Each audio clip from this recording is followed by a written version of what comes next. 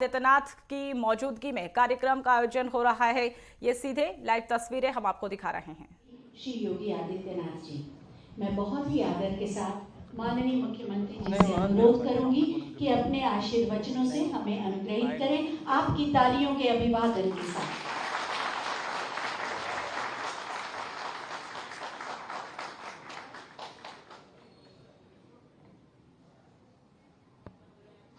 उत्तर प्रदेश राज्य सूचना आयोग के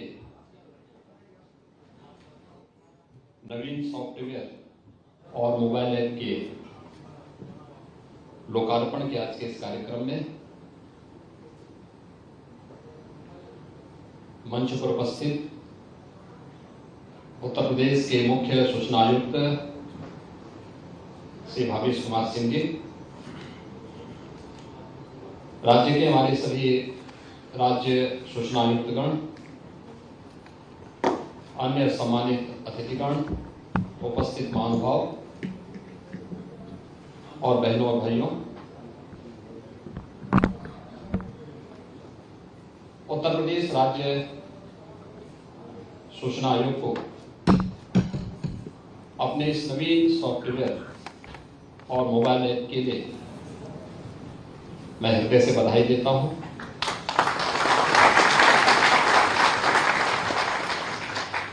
लोकतंत्र की एक कसौटी है कि जनता का शासन है तो जनता को त्वरित एवं समयबद्ध तरीके से न्याय प्राप्त हो सके, भ्रष्टाचार मुक्त व्यवस्था मिल सके, पारदर्शी शासन की व्यवस्था वह केवल भाषणों का मुद्दा न बने बल्कि व्यवहारिक धरातल पर भी उसे हम सब देख सकें। इन सब के लिए टेक्नोलॉजी आज के परिप्रेक्ष्य में कार्य के त्वरित विस्तारण को लेकर के, भ्रष्टाचार पर प्रभावी अंकुश लगाने को लेकर और समयबद्ध तरीके से मेरिट के आधार पर किसी भी कार्य को गुणवत्तापूर्ण तरीके से निस्तारण करने की दृष्टि से भी अत्यंत महत्वपूर्ण है। सूचना का अधिकार 2005 इसी उद्देश्य से देश के अंदर लागू किया गया था कि कोई भी व्यक्ति शासन से संबंधित किसी भी कार्य को अपने उस अधिकार का सही उपयोग करते हुए शासन से जानकारी हासिल कर सके। अक्सर होता है हम घोषणाएं बड़ी बड़ी करते हैं, लेकिन सामान्य जीवन में हमें देखने को क्या मिलता है, एक मामले को कोई व्यक्ति निस्तारित करने के लिए भेजता है या शासन में या किसी भी संस्थान में, तो वर्षों वर्षों उन कार्य को वहां पे लगता है। मैं अक्सर शासन से जुड़ी हुई बहुत सारी चीजों की बातों को देखता हूं कि टेक्नोलॉजी का उपयोग करके हम किसी नागरिक के जीवन में कितना आसान और सुगमतापूर्ण तरीके से उसके जीवन को हम एक नई राह दिखा सकते हैं। ये मुझे अक्सर शासन के विभिन्न कार्यों में देखने को मिलता है। आप पहले देखते रहे होंगे राजस्व से जुड़े हुए मामले, कितना देर होता था। वरासत के मामले, पिता के बाद उसके पुत्र को वरासत स्वतः स्फूर्त भाव के साथ एक ऑटो मोड में होना चाहिए, लेकिन वह कुछ चंद कार्मिकों और अधिकारियों की अकर्मण्यता और उनके अनिर्णय के कारण वर्षों वर्षों फंसा रहता है। और फिर वर्षों वर्षों फंसने का मतलब उसमें नए विवाद खड़े होते हैं, नए लोग दावेदार खड़े होते हैं। और छोटे से, यानी जो छोटी कोई समस्या नहीं थी, एक हक था, एक अधिकार था, उस अधिकार में नए दावेदारों का आने का मतलब एक नया विवाद खड़ा होना, और फिर वहीं से कानून व्यवस्था के लिए एक नया संकट भी खड़ा होता है। विरासत से जुड़े हुए मामले हो, पैमाइश से जुड़े हुए मामले हो, नामांतरण से जुड़े हुए मामले हो, एक स्वतःस्फूर्त भाव के साथ होने चाहिए। मुझे याद है जब 2017 में मैं आया था, मैंने इसी बात को पूछा था। मैं राजस्व विभाग की समीक्षा कर रहा था, मैंने इसी बात को लेकर पूछा था। मैंने कहा कि बताओ मुझे कि ये 12 लाख से अधिक मामले क्यों पेंडिंग पड़े हुए, विरासत से जुड़े हुए, पैमाइश में उससे ज्यादा मामले पेंडिंग थे। आखिर क्यों नहीं हम इसका समाधान करते हैं, और कितने दिन होने चाहिए? 45 दिन के अंदर समस्या का समाधान होना है तो 45 दिन तक सभी लोग इंतजार करेंगे, और फिर 45 दिन से उस कार्यक्रम को आगे बढ़ाएंगे, फिर वर्षों लग जाएंगे।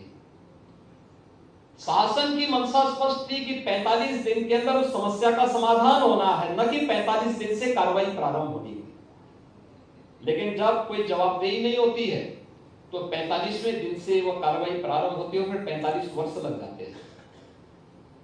और जब हम लोगों ने मिशन मोड पे कार्यक्रमों को किया, अगले 2 महीने के अंदर लाखों मामले स्वतःस्फूर्त भाव के साथ निस्तारित होते हुए दिखाई दिए। और फिर यहीं से हम लोगों ने शुरू किया था जन सुनवाई पोर्टल, IGRS पोर्टल का। फिर IGRS पोर्टल में भी बहुत सारे लोग गांव में ऐसे थे जिनके पास उस समय स्मार्टफोन नहीं थे, या जो लोग उस पोर्टल के माध्यम से अपनी समस्या को नहीं शासन तक पहुंचा सकते थे। क्योंकि हर व्यक्ति जनता दर्शन में आए, हर व्यक्ति अपना एप्लीकेशन लेकर के यहां तक पहुंच जाए, हर व्यक्ति ईमेल कर ले, हम उसको उसके पास जो मौजूदा तंत्र है उस तंत्र का उपयोग करने का एक अधिकार दे सकें। तो हमने IGRS की अपनी पद्धति विकसित की कि वो अपने सिस्टम से, अपने स्मार्टफोन से एक शिकायत दर्ज कर सके, बता सके, और फिर सिस्टम इस बात के साथ जोड़ा गया कि वह इस बात को जवाबदेह बने कि आखिर कहां से इस समस्या का समाधान होना है। फिर लगा कि बहुत सारे लोगों को इसमें भी काम करने में दिक्कत होती है, तो हमने एक CM हेल्पलाइन 1076 जारी की। CM हेल्पलाइन जारी करते समय जब लोग आए तो उन्होंने कहा ये कैसे होगा? मैंने कहा इसका उद्देश्य एक ही है, शिकायतकर्ता की संतुष्टि। आप तब तक मामले का निस्तारण नहीं लिख सकते जब तक कि शिकायतकर्ता संतुष्ट नहीं है। हाँ, हमें मेरिट जरूर तय करनी है कि उसकी शिकायत अगर सही है तो समस्या का समाधान होना चाहिए और उसमें शिकायतकर्ता की संतुष्टि होनी चाहिए। आप आश्चर्य करेंगे कि पहले वर्ष ही 2017-18 में हम लोगों ने 22 लाख से अधिक मामलों का निस्तारण केवल इन 2 प्लेटफॉर्म के माध्यम से किया। 22 लाख से अधिक मामलों। पब्लिक के संतुष्टि का लेवल जब बढ़ता है तो यही ईज ऑफ लिविंग होता है। ईज ऑफ लिविंग का रास्ता यहीं से प्रारंभ होता है। एक बिजनेसमैन और एक व्यवसायी का जब संतुष्टि का लेवल बढ़ता है तो यही आपके ईज ऑफ डूइंग बिजनेस की कार्य पद्धति को गुणवत्तापूर्ण तरीके से एक मेरिट के आधार पर आगे बढ़ाने का कार्य करता है। और यह हमें जीवन के हर एक फील्ड में दिखा के करना होगा। टेक्नोलॉजी मौजूद है, उस टेक्नोलॉजी का उपयोग करते हुए अगर हम कार्य करेंगे तो स्वाभाविक रूप से उसके परिणाम भी हमारे सामने आएंगे। और इसमें हम दोनों चीजें कर सकते हैं। एक सॉफ्टवेयर को हम इस तरीके से तैयार कर सकते हैं कि जो पेशेवर लोग हैं, जो केवल दूसरों को परेशान करने के लिए किसी कानून का दुरुपयोग करते हैं, उन पे भी लगाम लगाया जा सकता है, लेकिन एक जरूरतमंद को समयबद्ध तरीके से, पारदर्शी तरीके से उसका अधिकार दिलाने में भी हम अपना योगदान दे सकते हैं।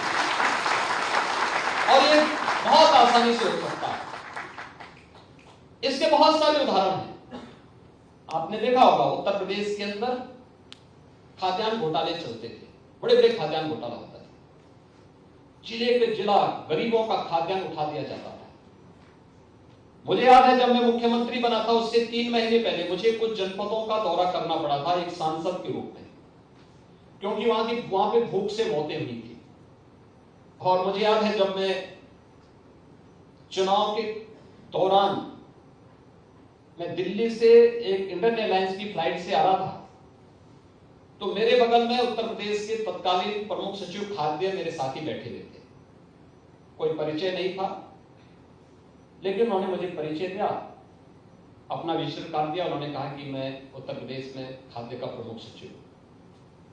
तो मैंने कहा राशन की व्यवस्था को आप ही देखते हैं, पब्लिक डिस्ट्रीब्यूशन सिस्टम को आप ही देखते हैं? उन्होंने कहा हाँ। मैंने कहा ये भूख से मौतें फिर क्यों हो रही? उन्होंने कहा नहीं, कोई मौतें नहीं हो रही। मैंने कहा देखो 2-3 जनपदों में तो मैं स्वयं होकर के आया। खैर उन्होंने नकार दिया, तो मैं अब आगे कुछ पूछ भी नहीं सकता था। खैर उसके एक सप्ताह के बाद ही मैं ही मुख्यमंत्री बना, तो मैंने उनको फिर बुलाया। मैंने कहा उस दिन फ्लाइट में हम दोनों साथी थे ना, उन्होंने कहा कि चुपचाप थे।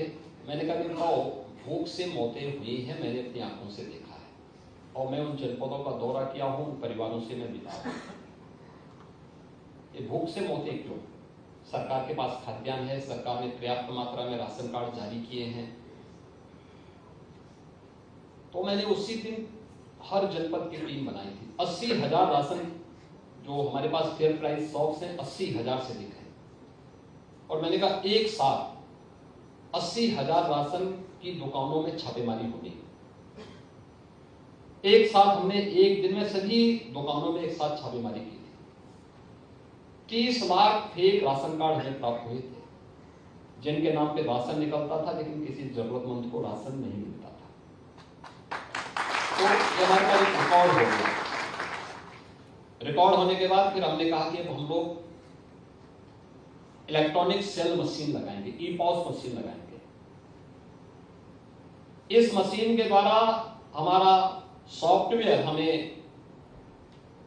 हमारे डैशबोर्ड में बता देगा कि किस राशन की दुकान में मशीन के साथ छेड़छाड़ हो रहा है, कहां घटतोली हो रही है, कहां मशीन को बाहर ले जाया जा रहा है। और लोगों ने पहले थोड़ा दिखाने का प्रयास किया कि साहब ये अन्याय है, बड़े बड़े लोग इसमें कूदे। हमने कहा अन्याय ये नहीं, अन्याय वो था जो किसी गरीब के हक पे डाका डालता था। ये 30 लाख फेक राशन कार्ड उसके प्रमाण। दोनों कार्यक्रम एक साथ चलाए, एक तरफ मशीन लगानी शुरू की और दूसरी तरफ जरूरतमंदों को राशन कार्ड भी उपलब्ध करवाए गए। और आज मुझे बताते हुए प्रसन्नता है, मैं कह सकता हूं, दावे के साथ कह सकता हूं कि उत्तर प्रदेश का पब्लिक डिस्ट्रीब्यूशन सिस्टम देश के अंदर सबसे उत्कृष्ट कोटि का है। आज के दिन में मैं कह सकता हूं कि 96% से लेकर 98% लोग उत्तर प्रदेश की फेयर प्राइस शॉप में अपना खाद्यान्न प्राप्त करते हैं, बिना किसी घटतोली के, बिना किसी देरी के उन्हें यह प्राप्त होता है। और इसका हमें भी लाभ हुआ। राज्य सरकार को 1200 करोड़ रुपए की सालाना बचत भी हुई। यानी ये राशन, क्योंकि मार्केट में जो दाम होता है उसकी तुलना में हम बहुत सस्ते दाम पर देते हैं, और अब तो फ्री दे रहे हैं। ये जो बीज का पैसा था ये सरकार देती थी, लेकिन उतनी जब हमारी बचत हुई तो उतनी बचत से हम अन्य वेलफेयर की स्कीम को निकाल करके लोगों के जीवन में परिवर्तन लाने का काम कर रहे हैं।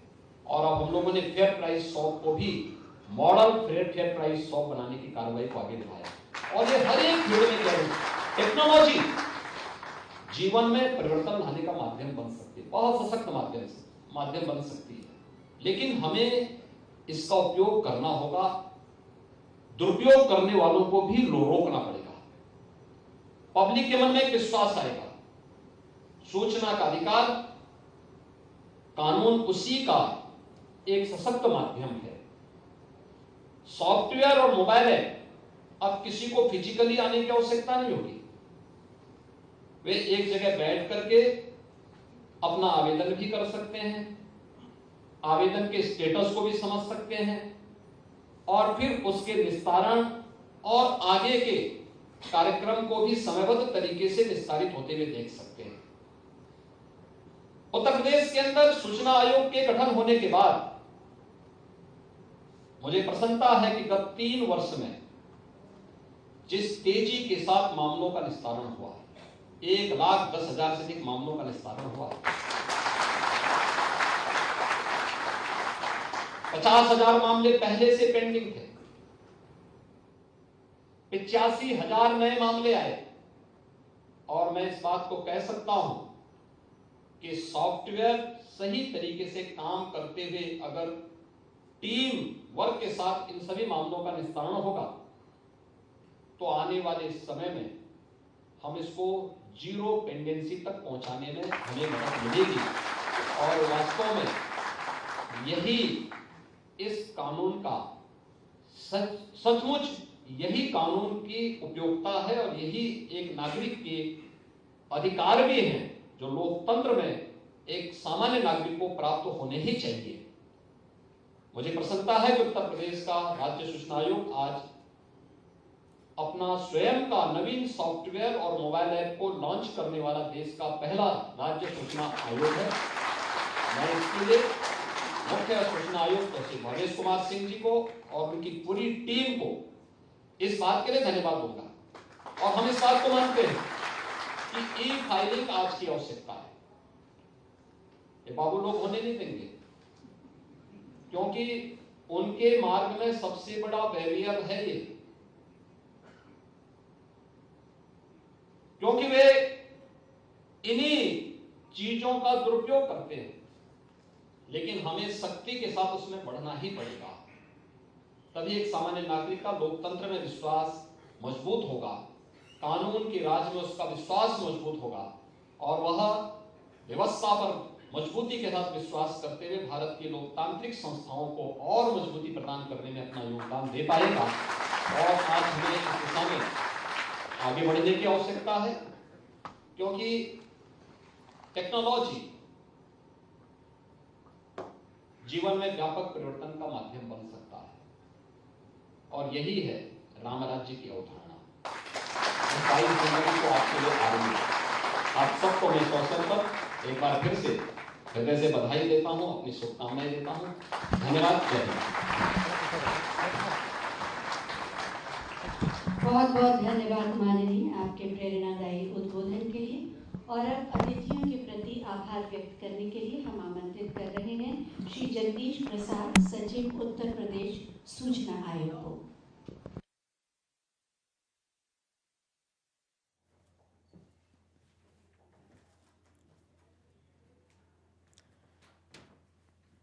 तो सीधी तस्वीरें लखनऊ से आपको दिखा रहे थे, जहां पर सीएम योगी आदित्यनाथ को आपने सुना, जहां पर कंप्लेंट और अपील ट्रेनिंग सिस्टम का शुभारंभ किया गया।